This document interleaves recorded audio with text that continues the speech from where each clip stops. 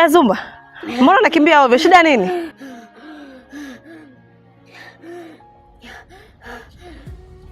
Wewe, sinaongea na wewe. Shida nini? Mbona kimbia ovyo sasa hivi mchana?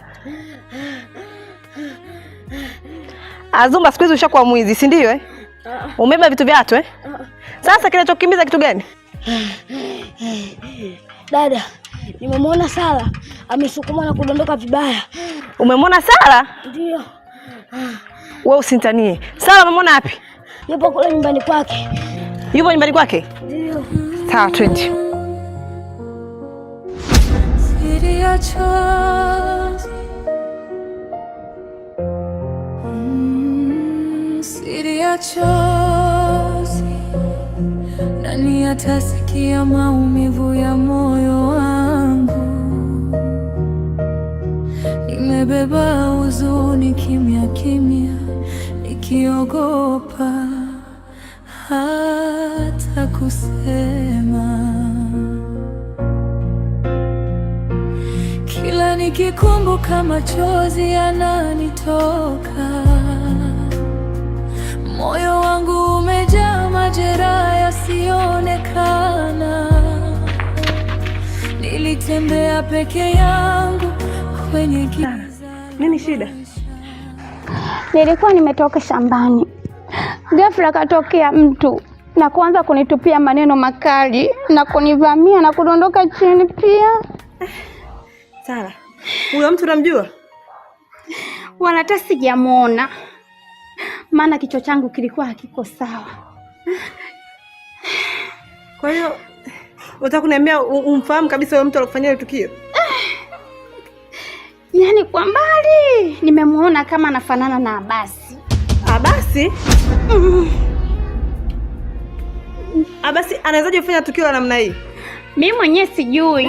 Lakini dada, Zumba, tulia basi, tulia. Dada. Zumba, yaani nitakutia mikofi sasa hivi. Abasi si ndo amefanya ile tukio? Sasa Abasi kama amefanya tukio la namna hii, ni lazima atawajibika kwa kitu alichokifanya. Sawa. Kwa hiyo umeumia sana? Sana. Basi sawa. Ngoja mimi niende nikafanya utaratibu wa dawa.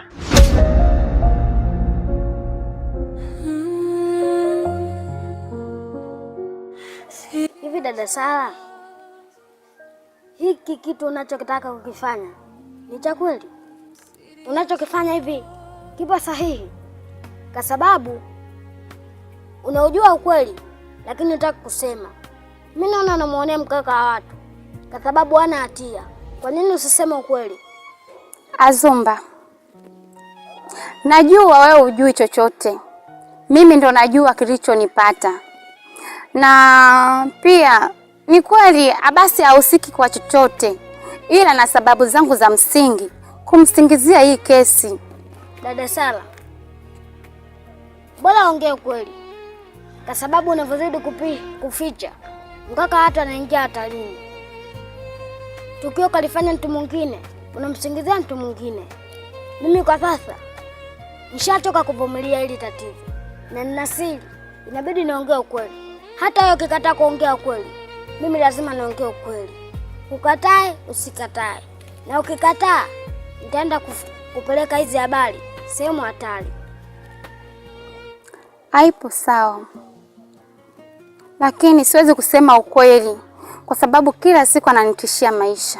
Naogopa kufa, ndio maana nimenyamaza kimya. Sikutaka haya mambo yafike mbali, na pia hili jambo mimi nimemwachia Mungu. Dada Sara, hata mimi alinipa vitisho, ila nimekubali kufa kwa ajili ya kuokoa watu wengi. Mimi hapa nishasema, naenda kusema, kwa sababu hili tatizo unamsingizia bure. Na kuhusu swala la kumwachia Mungu, mbona Mungu unampa tatizo? Yaani unampa kazi isiyo muhusu. Mungu yeye kazi yake kutupa pumzi. Hizi kazi zingine tuzifanye sisi wenye binadamu, kwa sababu tusipozifanya zitatugharimu. Yaani mimi siwezi kusema ukweli. Hata iweje siwezi kusema ukweli. Najua tu nikifungua mdomo wangu nikisema ukweli basi nimekufa tayari. Sawa, Mimi naona nipotezea muda. Bora niondoke. Maana ushagoma. Ila dada Sala, ongea ukweli. Mimi kwa heri. Ngoja niondoke zangu. Maana naona nipotezea muda.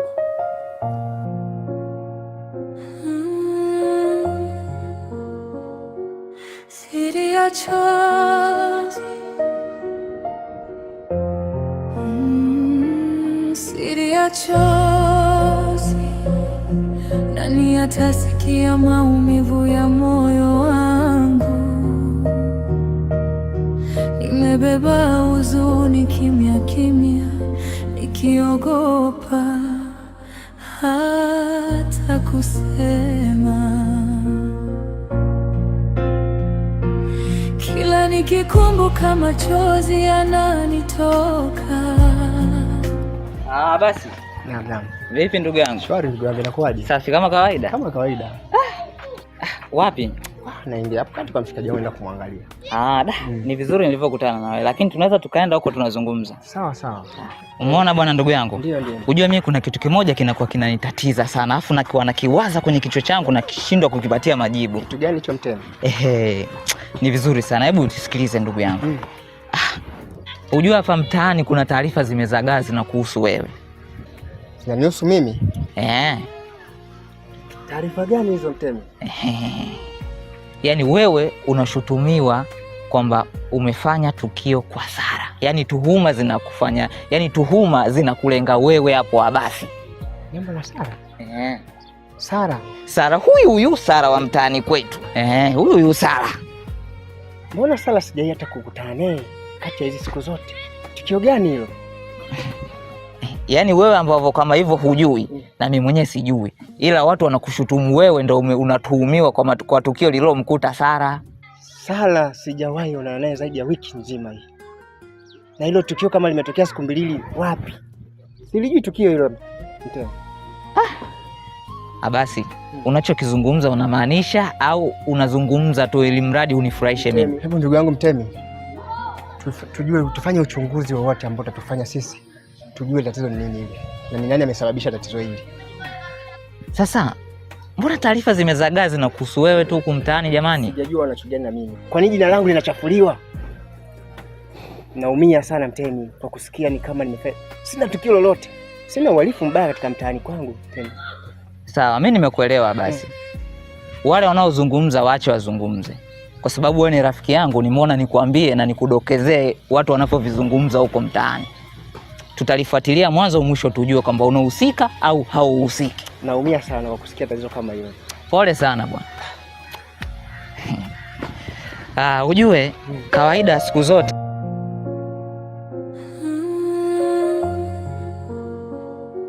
siri ya chozi. Abasi, kwa nini ulinifanyia tukio kama hili? Nimekukosea nini mimi? Wala sikutegemea kama ungenifanyia tukio kama hili. Au tuna ugomvi mimi na wewe? Mimi nataka unieleze kama tuna ugomvi. Sala, ni tukio gani kama unaona mbele nimekufanyia? Takribani wiki 2 sipo kijijini Sala, na sijaonana na wewe Sala. Ni tukio lipi unalosema wewe ambalo silijui mimi? Cheki huyu. Hivi wewe una aibu Wewe aibu huna? Hani watu wengine bwana. Yaani unaongea kiupolo, unajifanya mlokolo wakati tumefanya tukio la ajabu na la kipumbavu. Unajua watu wengine mkitembea barabarani mnaonekana kama ni watu wenye hekima, lakini kumbe vitu vyenu vimejaa maboksi ni mbumbumbu kabisa. Unataka kuniambia huyu ni mtoto mdogo? Huyu ni mtoto mdogo mpaka akusingizie wewe. Wewe tukio umefanya. Cha msingi wewe ni kukubali na kukiri kama umekosea. Unapokuwa unakataa hapo unategemea nini? Unategemea nini? Sisi tunataka tukuchukulieje? Wewe tukio umelifanya. Huyu sio mtoto mdogo. Ni kweli Sara anachongea kipo sahihi, kwa sababu Sara sio mtoto mdogo mpaka akusingizie kwa kila mtu hapa. Nasra, mimi sihusiki na chochote hapa. Hii yote mnanishtumu tu sana Nasra. Nisikilizeni jamani. Sara, una uhakika na unachokizungumza? Kwa sababu tusije tukamsingizia basi tukapata dhambi bure kwa Mwenyezi Mungu. Na uhakika nacho, maana nimemuona kwa macho yangu mawili. Nimemuona asikatae. Sasa Mtemi, wewe ulikuwepo? Ulikuwepo mpaka unabisha au mlikuwa wote wakati tukio linafanyika? Kama mlikuwa wote, sema tuadabishe wote, kwa sababu haiwezekani mtu kafanya tukio alafu wewe unamtetea. Ulikuwa naye? Ulikuwa naye siku tukio? Ngoja tumuulize mwenyewe. Sala, huyu ndio aliyefanya tukio au sio yeye? Ndio huyu, na shangati leo hii anakataa. Haya, mnaona inamaanisha huyu sio mtoto mdogo, huyu sio mwongo, hapata kukifanya. Wewe bwana, sisi tuende polisi, huyu bwana hajakamatwe akanye debe. Hapana, Abasi hajafanya tukio lolote. Mtu alofanya tukio mimi namjua, tena nimemwona kwa macho yangu mawili.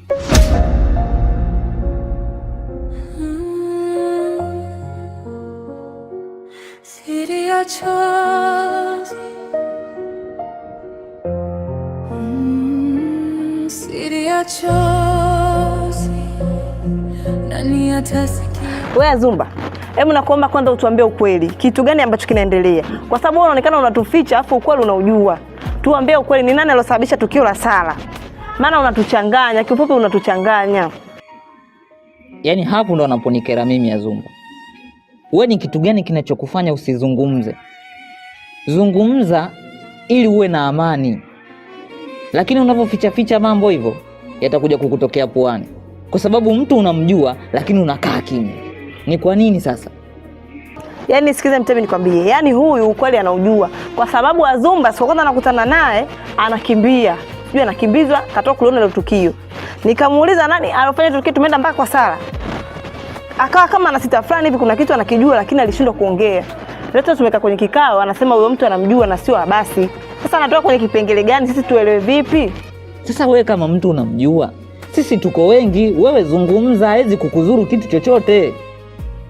Dada, mtu namjua lakini siwezi kumtaja kwa sababu nikimtaja tu hataweza kunizuru, na kanipa vitisho vikali mpaka kwa sasa naogopa, na kanaambia nikitaja tu lazima ataniua, yaani namaanisha atanifanya. Abasi, mimi nashindwa kuelewa. Kama huyu dogo amesema wewe hauhusiki na kitu chochote, sasa ni nani atakuwa anahusika na hili tukio? Kwa sababu mpaka saizi kichwa kinanipasuka na kinazidi kuniuma, na sisi wote tulikuwa tunajua wewe ndio mhusika na hili tatizo. Sasa hii imekaaje? Munde, hata mimi sielewi tatizo hili, sababu tatizo hili linanichanganya. Mtaa wote nikipita nahusishwa na hilo jambo kwa nimelifanya, alafu tatizo lenyewe silijui Munde. Ila naomba nikuombe samahani, kwa sababu mimi pia nilikuwa ni mtu wa kwanza kukutuhumu kama wewe umehusika na hili jambo, lakini baada ya dogo kuthibitisha kama wewe haujahusika, kweli hata mimi nimeanza kuamini wewe hauhusiki na hili tatizo. Na kama unavyojua, mtoto huwa anaaminika sana katika serikali yetu. Yaani mtoto akisema kitu sio, basi huwa anaaminika kwa asilimia kubwa kuliko mtu mzima. Ila hapa mimi ninachokiona, lazima tufanye upelelezi wa kina ili tuweze kujua ni nani kahusika na hili tukio. Maana kama wewe hauhusiki, lazima panakuwa pana mtu anahusika kwenye hili jambo. Munde, mimi ndo nitakuwa wa kwanza kufanya upelelezi zaidi, kumfuata dogo ili nijue ni nani kafanya tukio hili. Nikiwa na rafiki yangu Mtemi tutapata jibu. Basi sawa, hilo haina shida ndugu yangu. Sasa mbinu gani tutafanya hapo Nasra? Kama mtu mwenyewe tunambembeleza hataki kuzungumza, sisi tufanyeje? Tufanyeje dadangu? Kwa sababu tubembelezavyo, mtu hataki kuzungumza. Huyu acha akaozee tu jela, haina haja ya kumbembeleza mtu. Kwa sababu tumebembeleza, tumezungumza vya kutosha, lakini anaogopa. Sasa mtu akiogopa tufanyeje? Si mapolisi wakija tunamuelekezea tu vidole. Azumba, tumemaliza sisi. Azumba, inabidi ufunguke useme. Kwa sababu unavokaa kimya, sisi tuko watu wengi, kuna Mtemi, kuna watu kibao tu. Hivi sisi watu wote naweza tukakuacha wewe? Uwe mtu akafanya tukio baya? Sio kweli. Waongea, au amekwambia atakuua? Uncle Mtemi, wewe hujui tu hivyo vitisho alivyonipa. Na nishasema siwezi kumtaja, hata mniambie vipi, hata mnilazimishe vipi.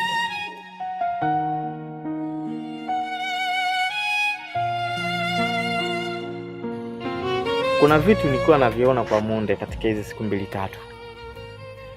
Munde inavyoonekana kama kuna jambo analijua au kuna jambo ananificha mimi au analificha. Na moja kwa moja hisia inanipeleka hata kwenye swala la shoga yako. Inawezekana pia Munde amehusika.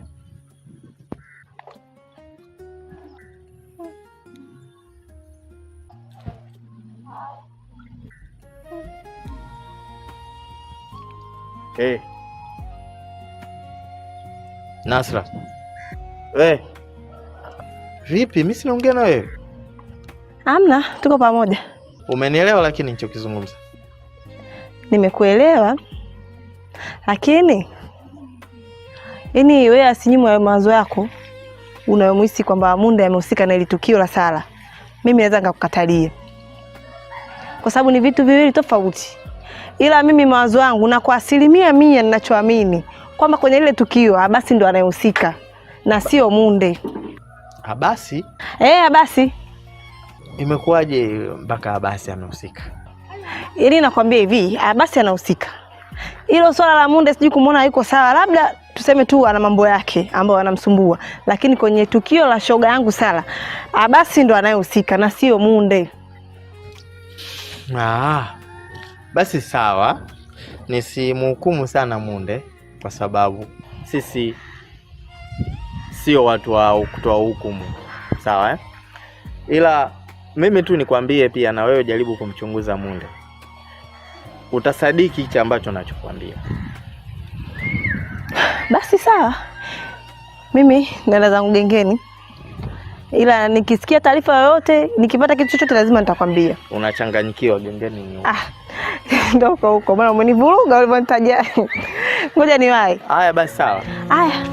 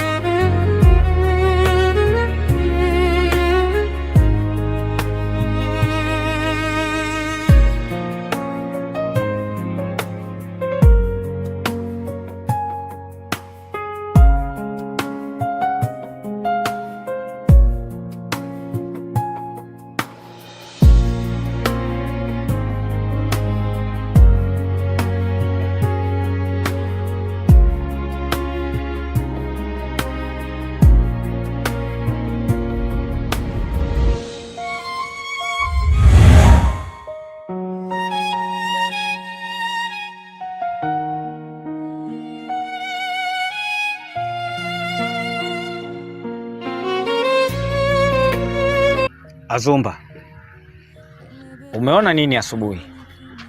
Nimeona. Nganga nini? Sasa wewe nadhani haunijui vizuri.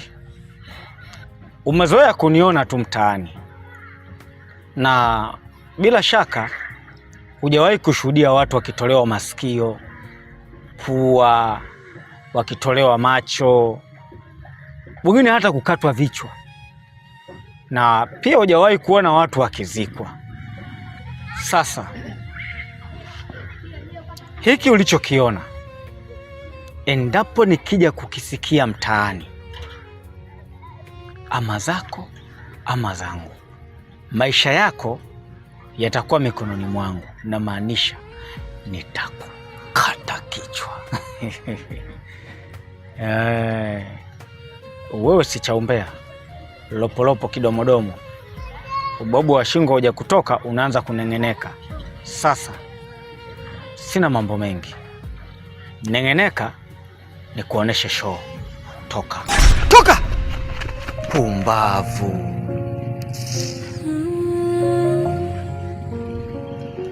Siri ya chozi,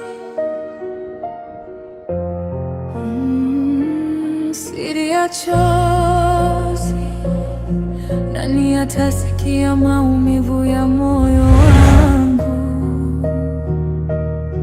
Nimebeba huzuni kimya kimya, nikiogopa hata kusema. Kila nikikumbuka machozi yananitoka, moyo wangu umejaa majeraha yasiyoonekana. Nilitembea peke yangu kwenye giza la maisha, nikibeba siri nzito kuliko nguvu zangu. Azumba, ujue kwenye dunia hii kuna watoto wao kazi yao ni kuwachokonoa watu, alafu waanze kulalamika mtaani kwamba kuna watu duniani hapa wakorofi, mara wanajeshi wakorofi. Kumbe watoto wengine sababu huwa wanajitafutia wao wenyewe. Wewe kilichokufanya juzi kwenye kikao pale ukaanza kulopoka na kusema mimi aliyefanya hilo tukio namjua na wala hajafanya basi ni nani? Na kuuliza wewe, ni nani aliyekwambia uropoke kwenye kikao kwamba wewe unamjua mnalimu husika? Sasa naomba nisikilize. Tena nisikilize kwa makini wewe mtoto. Hunijui vizuri wewe. Wewe mimi unijui vizuri. Nilikwambia kabisa toka siku ile, nilikwambia endapo nikikusikia unalopoka unaongea maneno ama zako ama zangu. Sasa naona mpaka sasa hizi tayari wana kijiji na jamii nzima imeshaanza kuwa na mashaka na wasiwasi na mimi kwamba huenda nikawa nahusika na hili swala.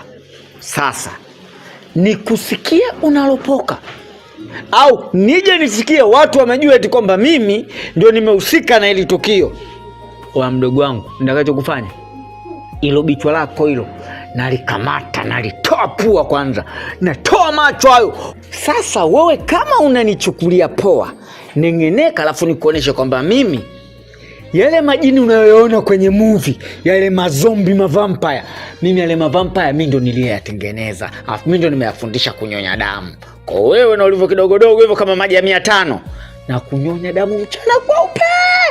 Sitaki mapepe, sitaki kubishana na wewe mdogo wangu. Funga kinywa chako. Sasa wewe watu waje waendelee kukuuliza alafu wewe uropoke kwamba nilimuona Munde kafanya hivi na hivi. Oya, nitakuzingua mdogo wangu.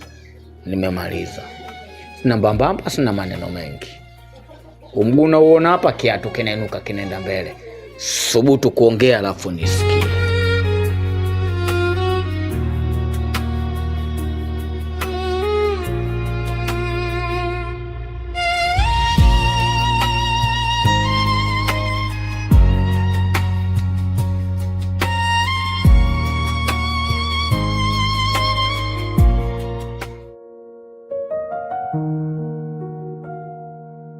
Mungu, ni nini hiki nakifanya?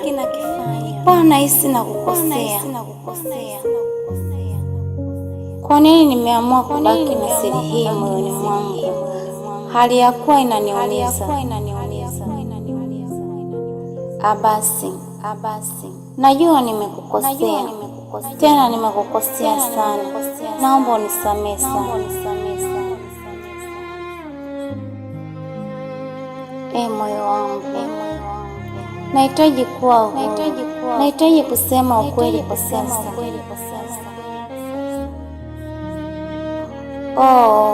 Hapana. Siwezi kuendelea kubaki na siri hii moyoni mwangu. Hili chozi la siri litanibubujika mpaka lini? Lazima niseme ukweli. Lazima niseme ukweli. Lazima niseme ukweli. Yaani ni lazima niseme ukweli. Yaani ni lazima niseme ukweli.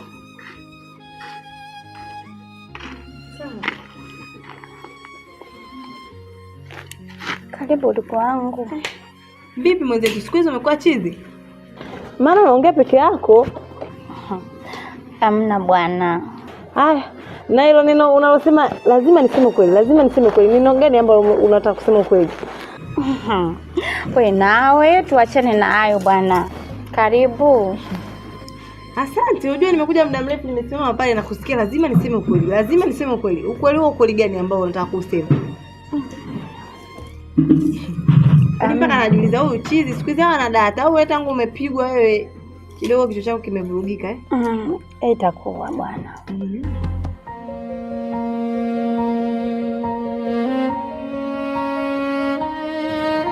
Azumba. Hivi ni kwa nini usiwe unazungumza ukweli? Na siku zote ukweli unamweka mtu kuwa huru. Yaani moyo wako pale ambapo utapozungumza ndo moyo wako unakuwa na amani, unakuwa uko huru. Kuliko kuweka mawazo kichwani, kuweka fikra nyingi kichwani, utakuja kuliko kuweka mawazo mengi kichwani, fikra nyingi kichwani, utakuja kujiumiza. Wewe bado ni mtoto mdogo. Hebu zungumza. Uncle Temi, natamani sana kuongea ukweli. Lakini huyo mtu ulomkuta eneo la tukio amenipa vitisho. Azumba, nisikilize. Mtu mmoja kwenye watu 1000 sio chochote. Wewe unatakiwa uzungumze ukweli tu ndio utakuweka wewe kuwa huru. Yaani moyo wako, kichwa chako kitakuwa kina amani. Kuwa huru basi. Hebu niambie ni nani huyo alofanya hilo tukio? Sawa. Bora kufa mtu mmoja kuwaokoa watu 100. Ngoja niongee ukweli. Katika eneo la tukio nilimuona Munde amekaa pembeni. Na hata hivyo baada ya muda kupita alinifuata na kunipa vitisho vikali mpaka nikawa naogopa, na ameniambia nikimwambia mtu yoyote yule ataniua. Yaani namaanisha atanikata kichwa changu. Munde.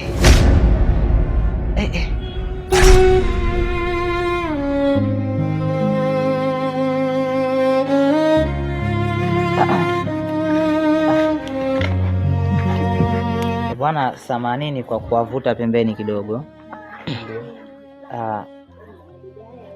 Mimi nimewaita kidogo pembeni na jambo moja tu la mazungumzo na nyinyi.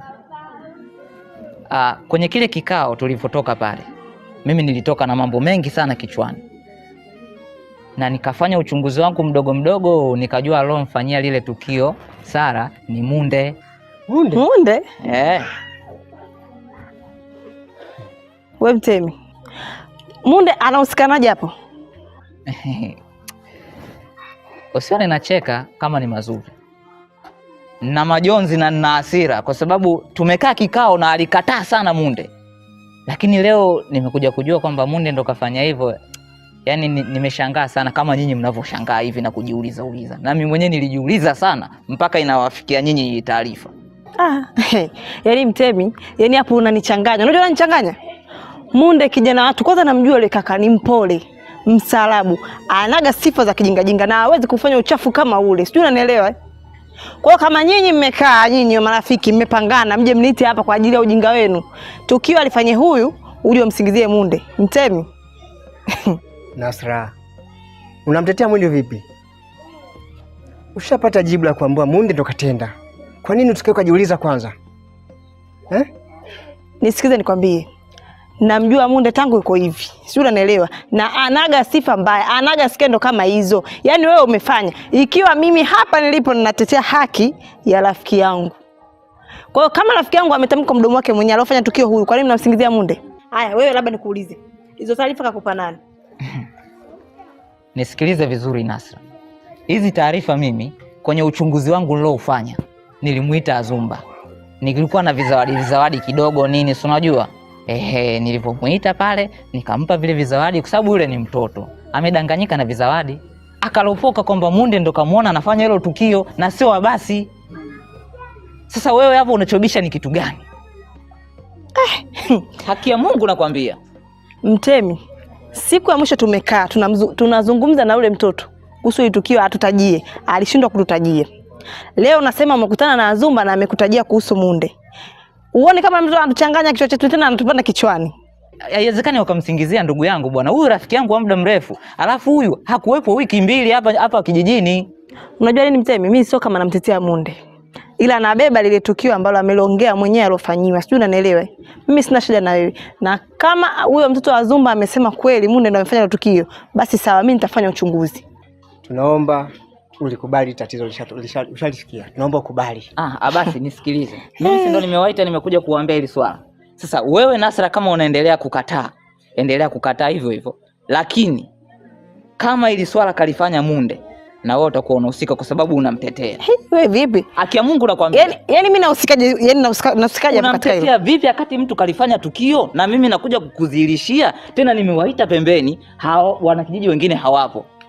Ili nyinyi mlipokee hili swala kwa sababu mimi ni mwenzenu, nimemuita yule mtoto, nikambana vizuri, akanieleza kwamba Munde ndio kafanya hilo tukio. Sasa wewe nakwambia unakuja kupinga. Wewe unataka huyu aende akafungwe?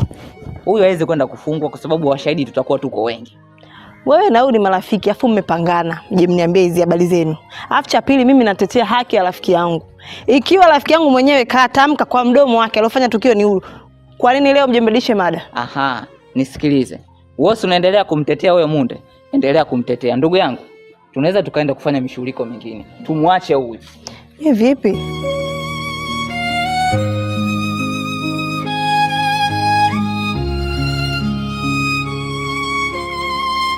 Munde vipi? Safi.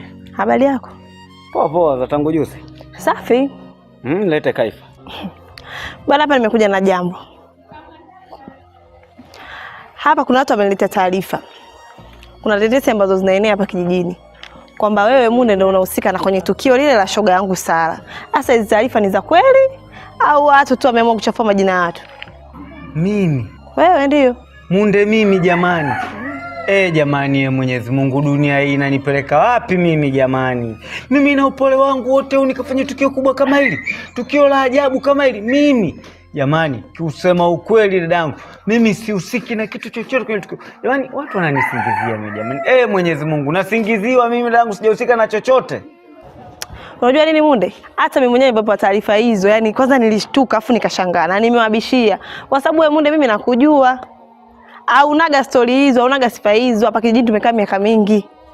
Ila rafiki yangu Sara alomtaja nikamtaja Abasi, na kwa Abasi siwezi kumpinga kwa sababu yule ni mtu sana wa mjini. Huenda huko anafanya matukio, akija huku anajifanya kuna nini, yani sijampinga.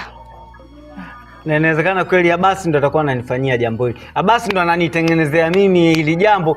Hii kesi itoke kwake yeye ije kwangu mimi. Lakini jamani, mimi yote 9 mimi namwachia Mungu. Lakini dadangu nakuapia mbele ya Mwenyezi Mungu sihusiki na chochote. Na kwa nini mimi nifanye tukio la ajabu kama hili?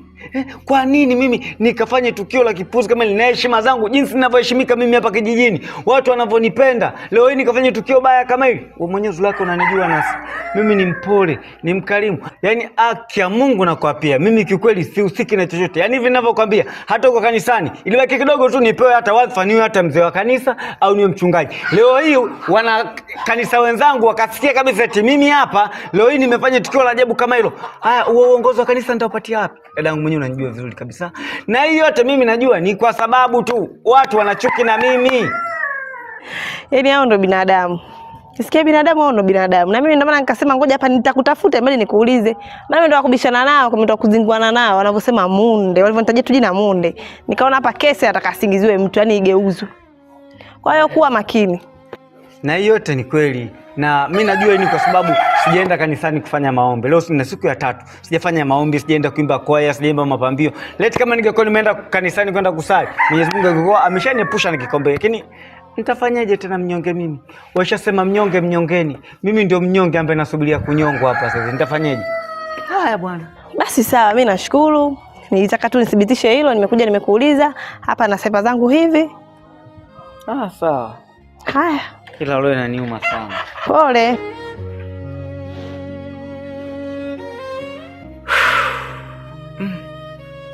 Hii sasa lishakuwa tatizo. Hapa nisipokuwa makini kila kitu kitaharibika. Huyu Sara huyu.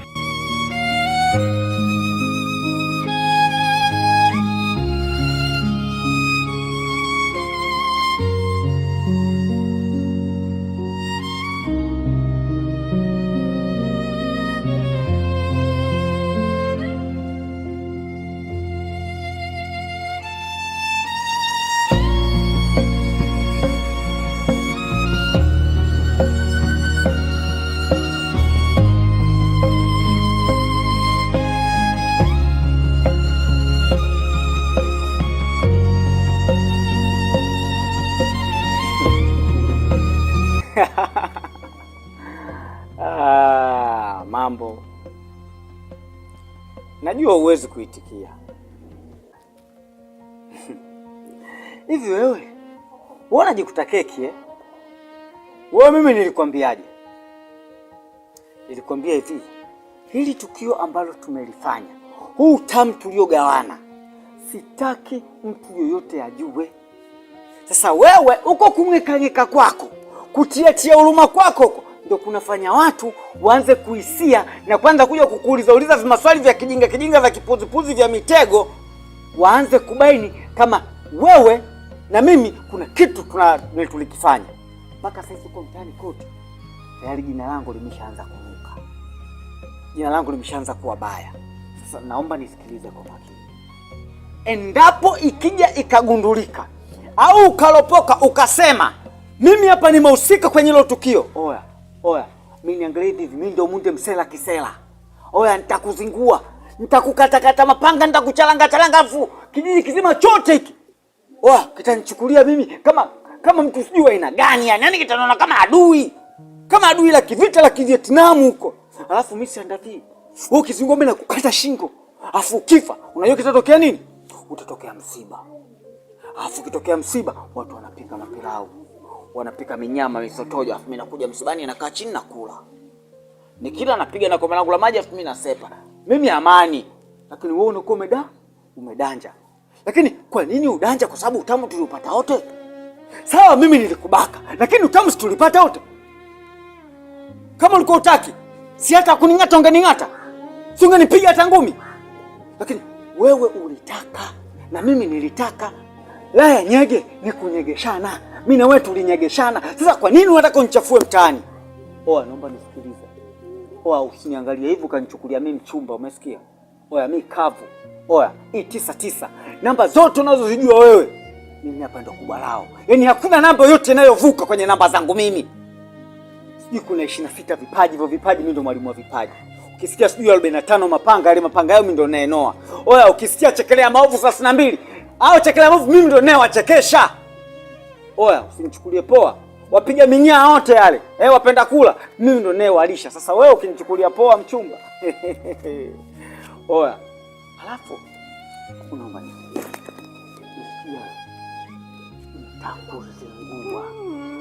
nitakuzingua. Nakupa kelbu shenzi. Toka! Hatukupe vibanzi.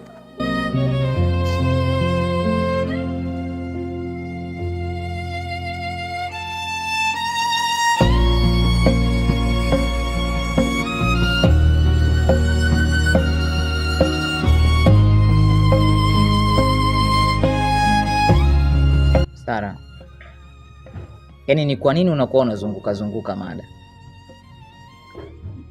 Sisi tuliokuwa hapa ni watu wazima, so watoto sisi. Kwa nini usizungumze ukweli?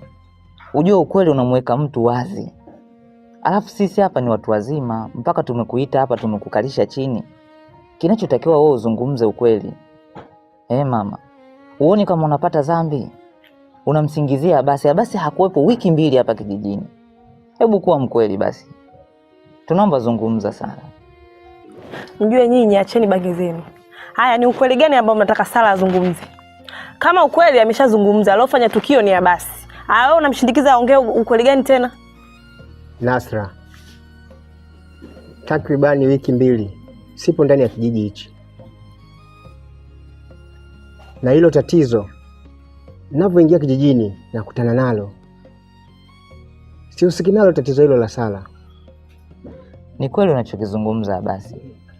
Mimi mwenyewe nina uhakika wiki 2 haupo hapa kijijini. Lakini Sara amekubebesha mzigo ambao haukuhusu. Sara mamangu, sisi tupo chini ya miguu yako na sisi ni watu wazima. Hebu tuonee huruma.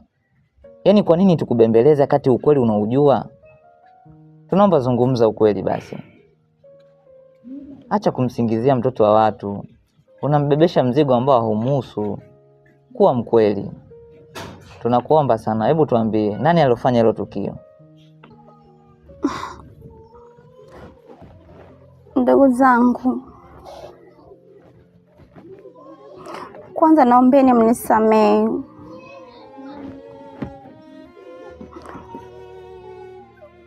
Abasi ahusiki kwenye hili tukio. Nini?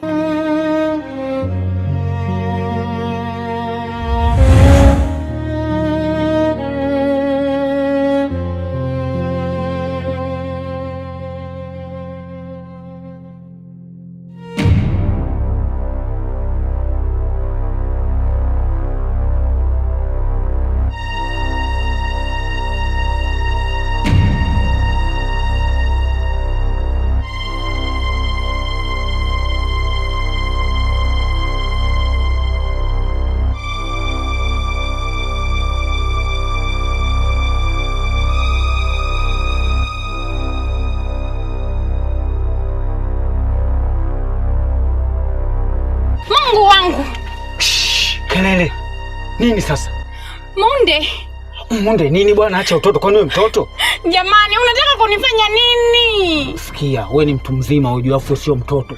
Yaani mpaka hapo ushaelewa. Oya, mimi nina upuru, nataka utamu. Hapa kuna maelezo. Hapana, huwezi kunifanyia hivyo bwana. Oya, sikia, oya. Na kutumbua sasa, alafu kaenda kupiga kelele na kuchinja hapa penda, nafumbanisha kimya. Oya, na kuchinja sasa na kimya. Naomba usinifanyie hivyo Munde jamani mimi. Oya, kelele, avua chupi. Mama! Kelele. Oya, nakutia vitasa vya kimya. Kelele. Kimya. Tulia hapo, tulia. Sasa hivi tunamaliza, tulia. Tulia.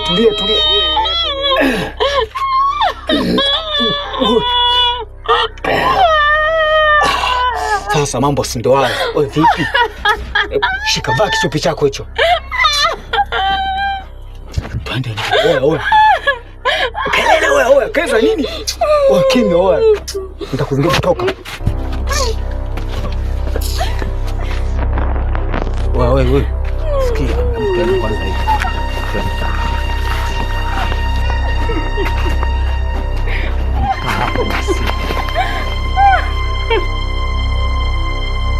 Oya we, naomba nisikilize. Tena nisikilize kwa makini haswa. Kile tulichokifanya pale, nikikisikia umekiongea kwa mtu yoyote, oya, shingo yako hiyo, ilo komwe lako hilo, nitaliongeza upana. Ilo kolomiu nitalinyofua. Oya, nitakugeuza supu. Alafu, kama utamu si tumepata wote. Hata kama wewe ulikuwa utaki, kwa nini nimeenjoy peke yangu kule bafuni? Oya, naomba nisikilize, narudia tena. Hili swala nikilisikia kwa mtu yoyote, nitakacho kufanya utakuja kujuta kwenye maisha yako. Yaani usinichukulie poa, nadhani unanijua. Mimi ndio Munde Msela Kisela nisiyefagilia dela. Nitakuzingua. Usinichukulie poa. We kichupi nini? Kaza. Nisikie umeliongea kwa mtu, utanijua mimi nani. Tamu tu.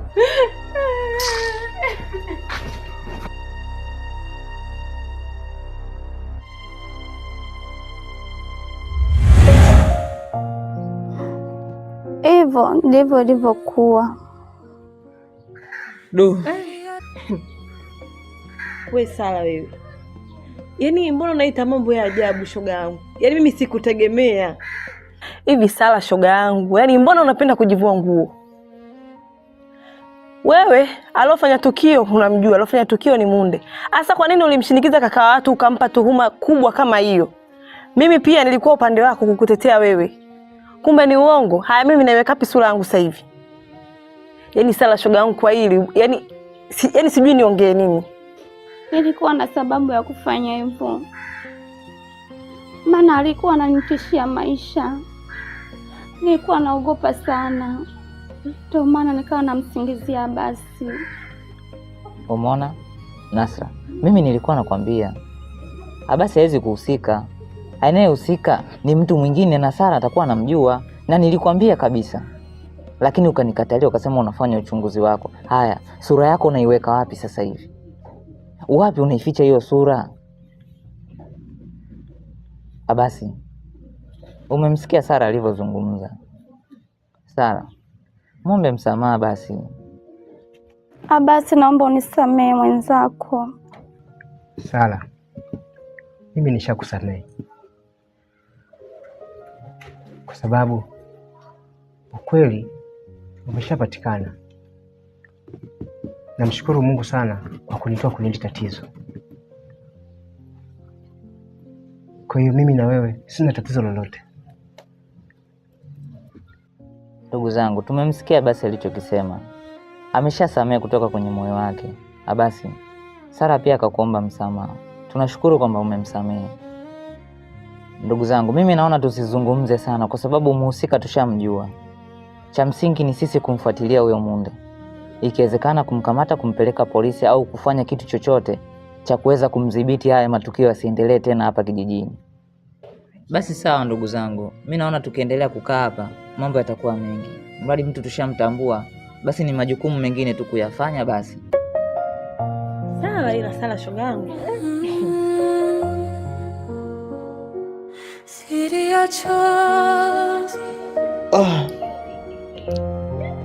Sala.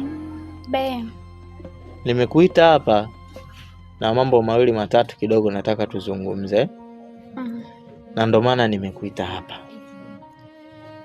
Mambo yenyewe ni kama haya. Kuna taarifa ambazo sasa hivi zimeweza kuzagaa mtaani ambazo zinakuhusu wewe pamoja na Munde. Inasemekana kuwa wewe Munde amekubaka. Sijui hizi taarifa zina ukweli? Ni kweli kakaangu. Munde kafanya hilo tukio. Nilikuwa naenda chooni. Ghafla kanivamia na kunishika. Nilipojaribu kupiga kelele, lakini alikuwa na bisibisi. Na pia alikuwa ananitishia maisha. Nikupe pole sana. Asante. Kwa hilo tukio ambalo ulofanywa na Munde. Lakini pia baada ya wewe kufanyiwa hilo tukio ulifanya jitihada gani au ulifanya nini? Kusema ukweli, sikuchukua hatua yoyote. Maana sikutaka mambo yawe mengi, yafike mbali. Lakini hili jambo liko mikononi kwa Mtemi. Kumbe jambo liko chini ya kina Mtemi. Basi sawa. Mimi nilikuwa nataka uthibitisho wa kujua kwamba hili swala linalosemekana hapa mtaani ni kweli au halina ukweli. Lakini wewe ndo mlengwa, nikaona nikufuate wewe ili unipe uthibitisho. Kwa hiyo mimi niseme nimekuelewa na nimekusikia, na kwa sababu jambo lipo chini yao kina Mtemi, sawa, haina shida. Waache wao watalifuatilia, then na mimi nitapata mrejesho kutoka kwao. Haya kangu. Haya, mimi nikupe pole kwa mara nyingine. Asante. Sawa, ni hilo tu.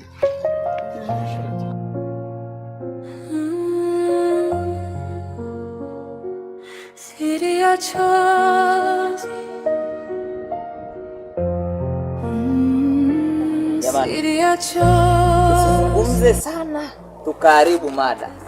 Ukweli umeshajulikana na Sara ameshamtaja kwamba Munde ndo mhusika wa hilo jambo. Sasa sisi tunaweza tukazungumza sana tukaja tukaharibu mada, kwa sababu inatakiwa tumuwai Munde kabla hajatoka kwenye hichi kijiji.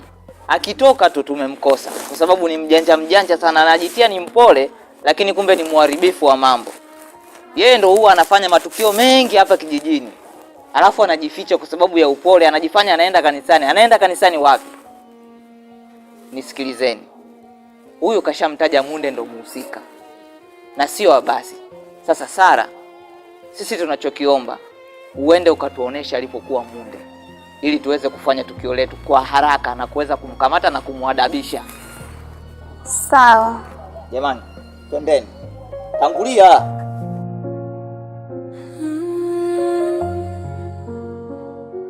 Siri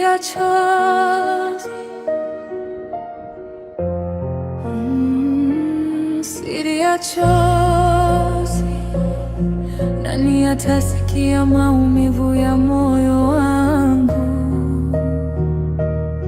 Nimebeba huzuni kimya kimya. Mchumba, naona leo umeamua kunifuata mpaka geto, au sio?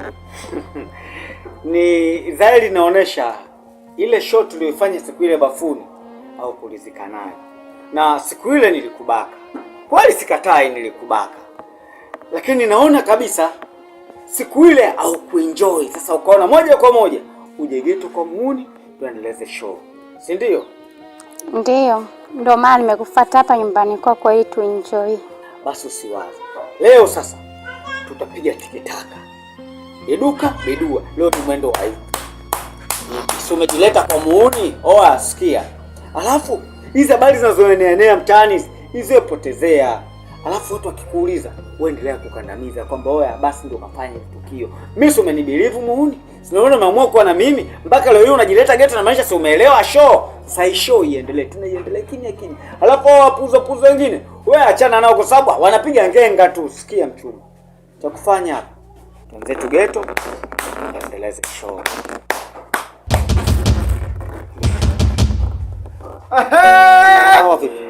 Leo tumekushika.